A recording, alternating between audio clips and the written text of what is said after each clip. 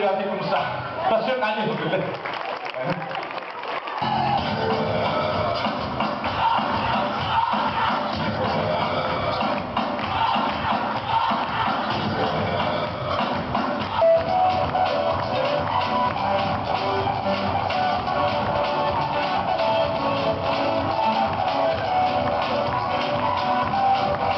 عبد الرحمن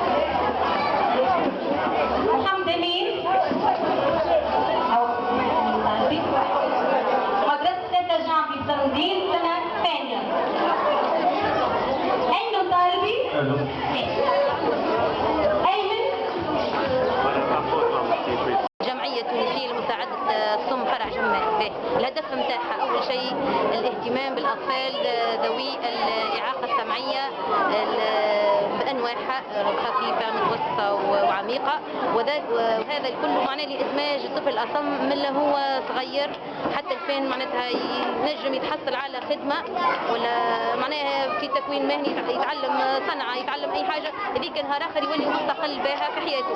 هذه من جهة، ومن جهة أخرى عندنا تعديل السلوك، على خاطر الطفل الأصم عنده برشا مشاكل سلوكية. نتيجة الصمم هو يبدأ صحيح لاباس عليه على المستوى الذهني، لكن على خاطر ما يفهمش برشا قواعد اجتماعية احنا نفهموها ونتعلموها عن طريق السمع، الأصم ما يفهمهاش وما يتعلمهاش، ولهذا معناها الأطفال نتاعنا يكونوا برشا في كونفلي مع العائلات نتاعهم مع المجتمع نتاعهم، فما يوليو حتى مجرمين، يوليو معناها حاجات تولي خطيرة على أرواحهم وخطيرة على المجتمع، ولهذا احنا نحاولوا ديما نهتموا بالعمل مع العائلات، وهذا إلا ينقصنا هو وعي العائلات بأهمية العمل مع الجمعية. مثلا الأولياء كلهم جاوا مرحبا بهم، لكن راهم أكثرهم يجيوا أول العام ويجيوا آخر العام، في وسط العام أنا عندي أولياء ما نعرفش وجوههم بالكل، عام كامل ما نعرفش وجوههم. هذه هي النقطة الحلقة معناتها المفقودة في العمل التربوي مع الأولاد الصم، واللي هي معناها حلقة أساس وتعوق نجاح العمل مع الولادات الصم. لكن ولادنا الصم راهم يدعوا، راهم يوليوا معناها حاجات باهية على المستوى الفني، على المستوى ذكيين ياسر، وعندهم يخلقوا ساعات النكتة ويخلقوا معناها تحسهم ساعات خير من الصحاح. أنا تو عندي أكثر من 20 عام نخدم مع الأصم، تحسهم ساعات خير من الصحاح، أنا ولادي صحاح، ولكن الأصم تحسوا معناها هيك ناضج نفسانيا، سبحان الله ناضج، يقول لك نعاون دارنا ويفهم برشا حاجات. الأولاد. لكن قلت لك هذه هي النقطة معناتها السوداء تنجم تقول. إلا أني واحدة من الناس معوقتني في العمل نتاعي هي العمل مع الولي. هذاك معناها أني نتمنى معناها كان انتم تعرفوا الكل كيفاش توعية الأولياء ويهتموا. والأنشطة اللي خدموها. الأنشطة لا إله إلا محمد رسول الله. الأنشطة احنا راهو نو سون بايي بور جوي افيك لي سور. هذيك الخدمة نتاعنا معناها خدمتنا كنا كما قال بكري السيد ما نجموش الصغيرات هذوما يخدموا حاجة إلا من خلال الألعاب.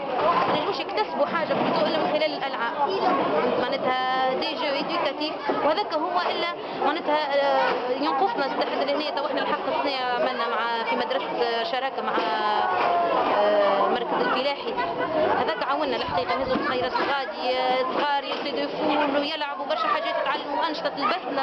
هذاك عاونهم زاد خاطر العمل مع النباتات والعمل بالتراب والكل حتى نفسانيا الصغير يرتاح. دعم ماذا بينا توصلونا أصواتنا. أهالي جمال عن طريق أهالي جمال ربي يبارك فيهم. ثم برشا ناس عاونتنا معناها قصدناهم ويا رب بارك الله فيهم برشا. ثم اللي جابوا لنا اللوح ثم اللي جابوا لنا الفلوس ربي يبارك فيهم. وإن شاء الله ربي يسخر ولاد الحلال كما يقولوها باش خاطر هنا خاطر ولادنا اللي هنا هكا راهم وقت كامل يقعدوا معناها من 8:30 حتى ل 3:30 معناها تنشيط قرايه معناها ساعات نروحوا حتى في مواد بسيطه نتاع الكيلوات نتاع الواحد يوليو مربين معناها يلموا يشريوا نعملوا ديسان مثلا اللي تابلوه هذوما بعد عملوهم غير بون بتاثير من المعلمين والكل لكن هما عملوهم الحاجات هذوما. واحنا معناها ظروف ماديه صعيبه ولينا هذوك اخترنا باش ياخذوهم كجوائز. أنشطة أخرى شنو الأنشطة يعملوا هنا الحلاقة يعطي الصحة المعلمة نتاع الحلاقة معلمة نتاع خياطة زاد عندنا نجارة زاد هاي زميلنا سي كريم يعمل نجارة. هذول مثلا بريكولاج معناها ورشة نتاع بريكولاج أصم ماهوش معناتها في ليلة ونهار أنت باش تمسك بعصا سحرية باش يولي يتكلم ولا باش يولي يعرف.